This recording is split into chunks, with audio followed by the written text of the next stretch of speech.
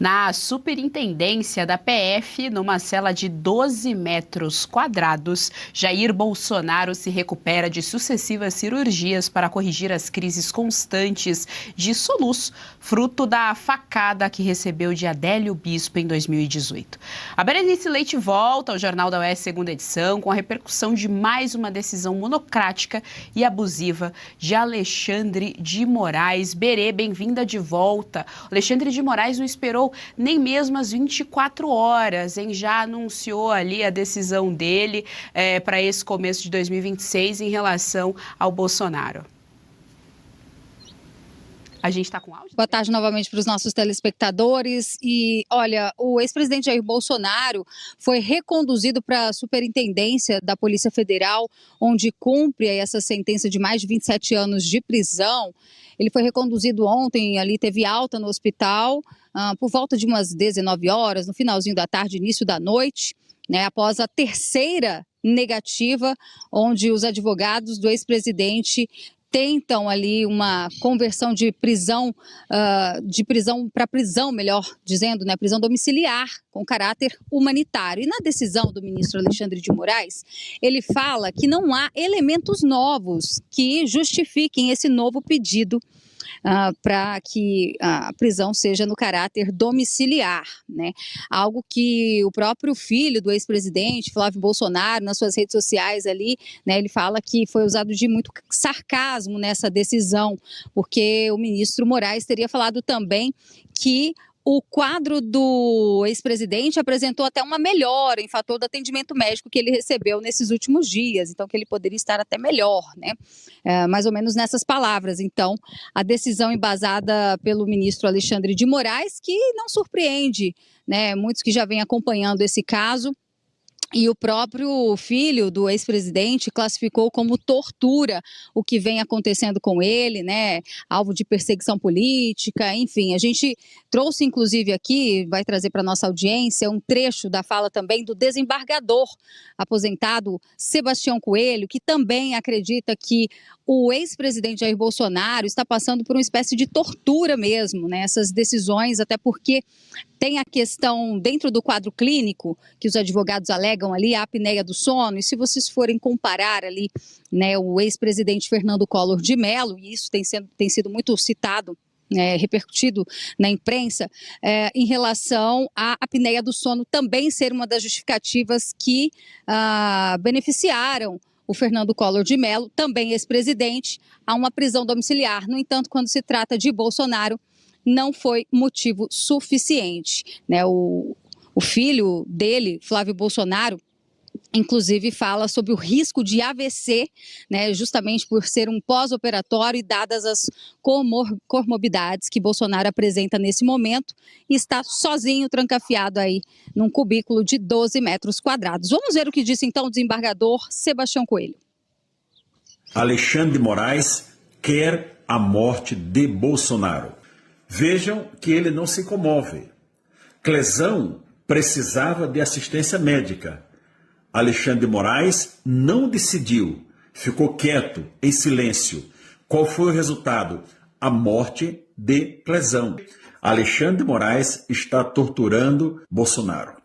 E essa tortura está ocorrendo desde o primeiro dia que ele colocou de forma abusiva uma tornozeleira eletrônica em Bolsonaro. Bom, eu estou também aqui com uma manifestação nas redes sociais da ex-primeira-dama, Michele Bolsonaro, e ela diz o seguinte, né? Ela compartilhou uma foto do ex-presidente, do marido, e citou uma frase atribuída a Winston Churchill, ele que foi o primeiro-ministro do Reino Unido entre as décadas de 40 e 50, diz o seguinte, abre aspas, um líder é aquele que sabe o caminho, anda pelo caminho e mostra o caminho. E aí ela reitera, dizendo, você é grande, meu amor, existe um Brasil de bem que te ama e ora por você. Vamos vencer os dias maus. Que Deus te abençoe, te amo e estarei ao seu lado. Bom, tá aí então a Michele Bolsonaro, que ontem também parecia estar bastante abalada, e motivos é o que não faltam, não é mesmo?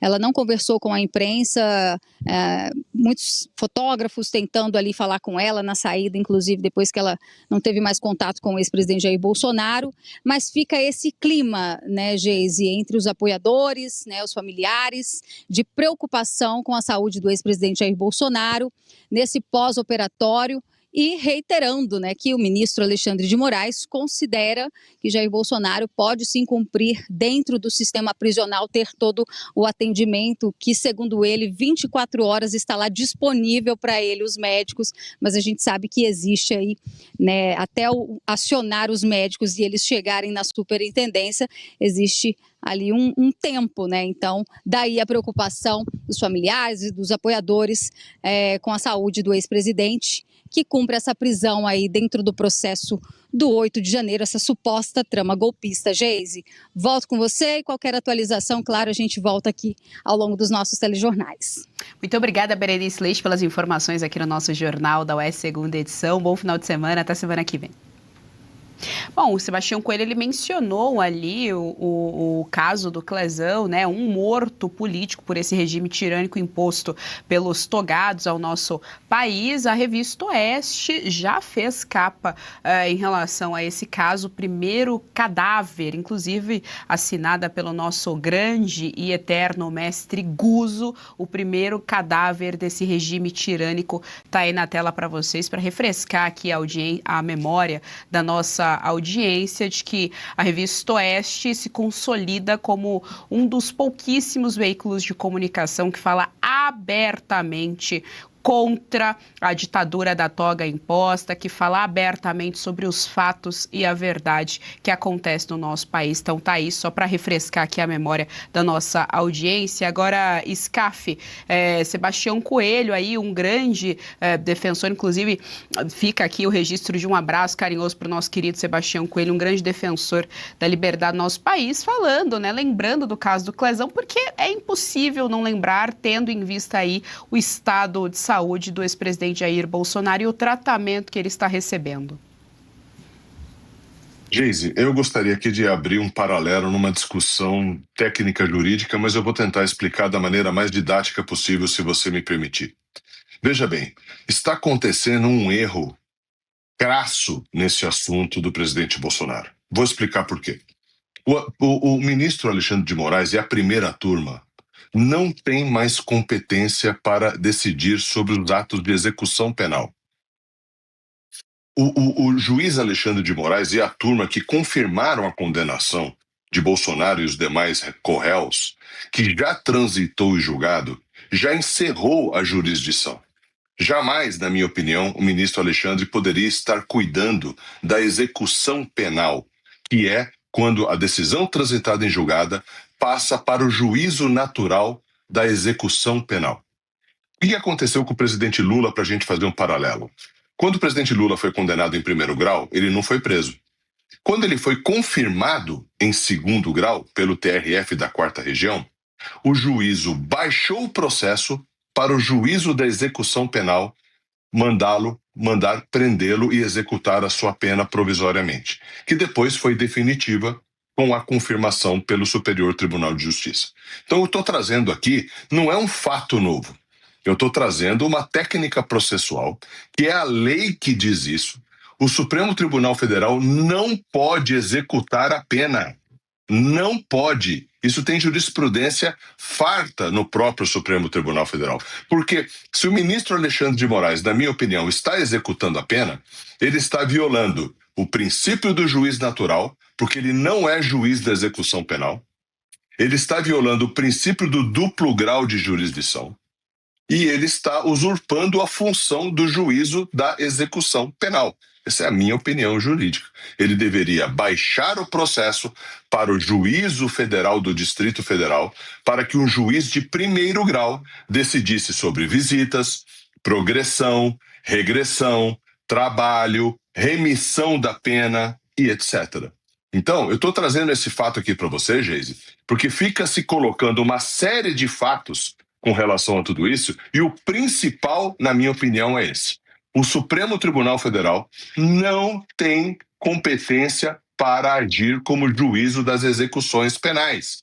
Ele já esgotou a sua jurisdição quando ele condenou, os recursos foram indeferidos e a decisão transitou em julgado, isto é, contra ela não cabe mais recurso, isto é, a função jurisdicional do ministro Alexandre e dos demais ministros da primeira turma está esgotada, está encerrada. Quem deveria estar decidindo sobre prisão domiciliar, prisão humanitária, tornozeleira ou não, segurança ou não, regime de progressão, teria que ser o juízo das execuções penais, conforme o artigo 65 da Lei de Execução Penal.